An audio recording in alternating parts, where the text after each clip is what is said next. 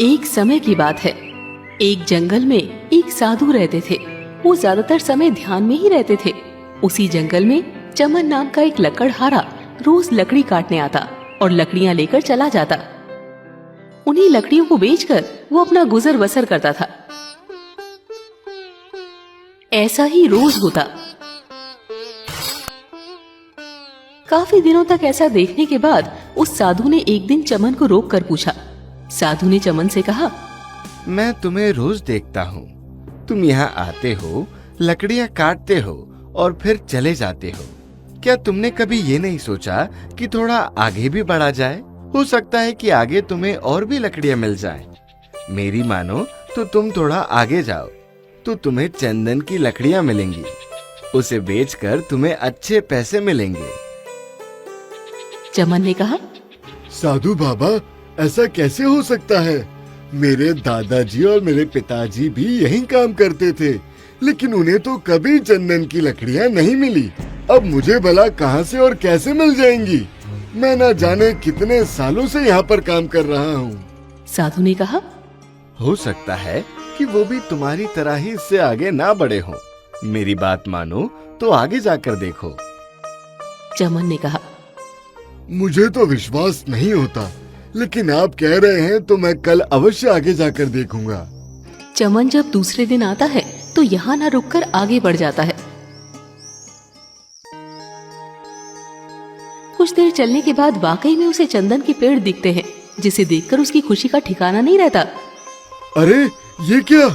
उस साधु बाबा ने तो एकदम सही कहा था। यहाँ तो सच में चंदन की लकड़ियाँ हैं।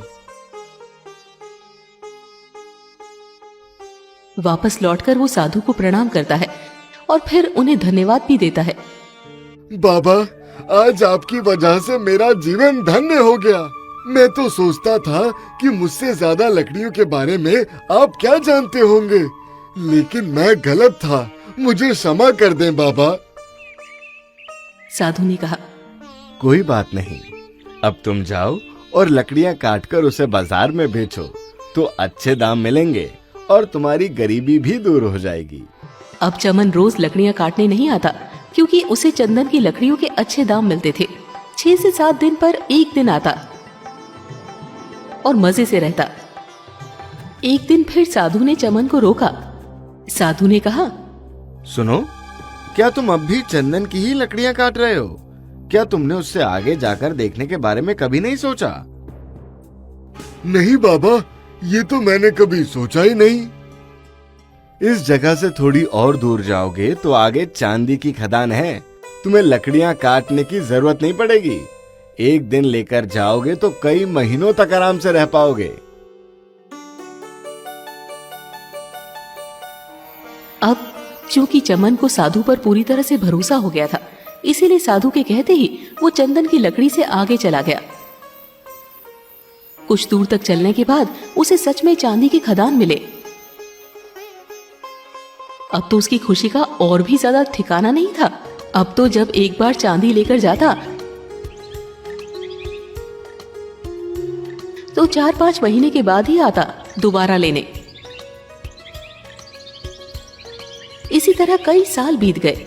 अब एक बार फिर साधु ने उसे रोक कर पूछा, अरे, तुम अब तक चांदी ही ले जा रहे हो? क्या तुम्हें नहीं लगता कि तुम्हें आगे जाकर देखना चाहिए? नहीं बाबा, मैंने तो ऐसा बिल्कुल भी नहीं सोचा। साधु ने कहा, थोड़ा और आगे जाओगे तो तुम्हें सोने की खदान मिलेंगी। अब जब वो चांदी के खदान से कुछ मील आगे गया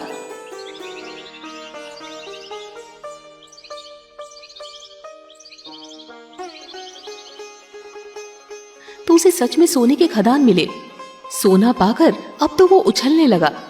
अब उसकी जिंदगी काफी आराम से और ऐश से कटने लगी। अब साल में एक बार आता और सोना लेकर जाता। ऐसे में एक बार फिर उस साधु ने उसे रोक कर पूछा, क्या तुम अपने दिमाग का इस्तेमाल नहीं कर सकते? मैं तुम्हें जितना बताता हूँ तुम वहीं तक अटके रहते हो। क्या तुम और आगे जाने के बारे में नहीं सोच सकते?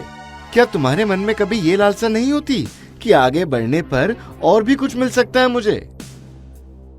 चमन ने कहा, मैं तो सच में बेवकूफ हूँ बाबा। मैं तो यही सोचता रहा कि सोने से बढ़कर और क्या हो सकता है। अरे मूर्ख, सोने की खदान से थोड़ा और आगे जाओगे तो तुम्हें हीरे की खदान मिलेगी।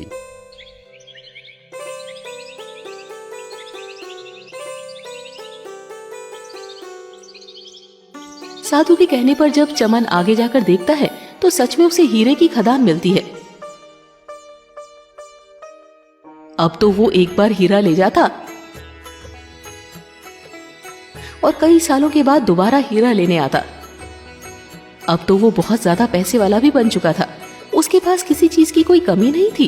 धीरे धीरे समय बीतता चला जाता है और चमन बूढ़ा हो जाता है।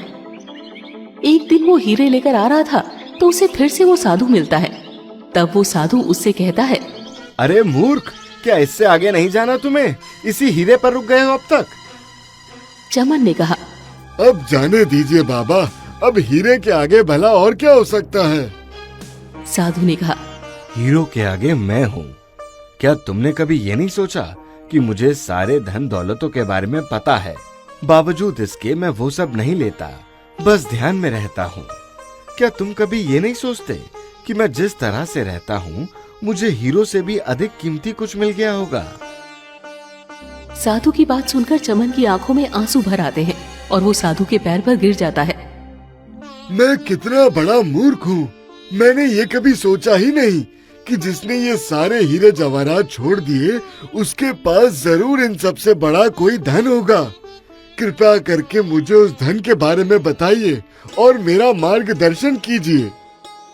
साधु ने कहा, वही तो तुम्हें मैं बताना चाहता हूँ कि वो धन है ध्यान। लेकिन मैं वो ध्यान कैसे करूं बाबा? मुझे तो ध्यान करना आता ही नहीं है। ध्यान करना बहुत सरल है। शांति से बैठ जाओ और आंखें बंद करके अपने अंदर देखो कि तुम्हारे भीतर क्या चल रहा है। अगर कुछ महसूस हो तो उसे पकड़कर मत बैठो, बस देखो। हो सकता है कि तुम्हें परमात्मा मिले। अपने अंदर तब तक देखते रहो जब तक कि सारे विचार और अनुभव शांत ना हो जाएं। अपने किसी भी विचार को जबरदस्ती खत्म करने का प्रयास मत करो।